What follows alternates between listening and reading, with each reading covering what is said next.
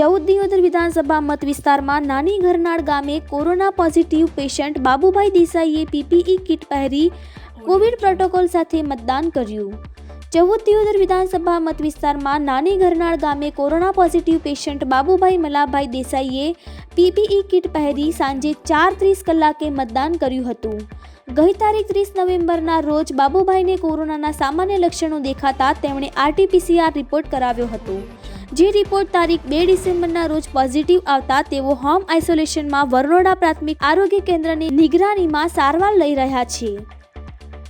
તેઓ corona positive હોવાથી અન્ય મતદારોની આરોગ્ય સુરક્ષાને ધ્યાનમાં લઈ આજે મતદાનના દિવસે અંતિમ કલાકોમાં તેમણે પીપીઈ કિટ પહેરીને પોતાના મતાધિકારનો ઉપયોગ કર્યો હતો।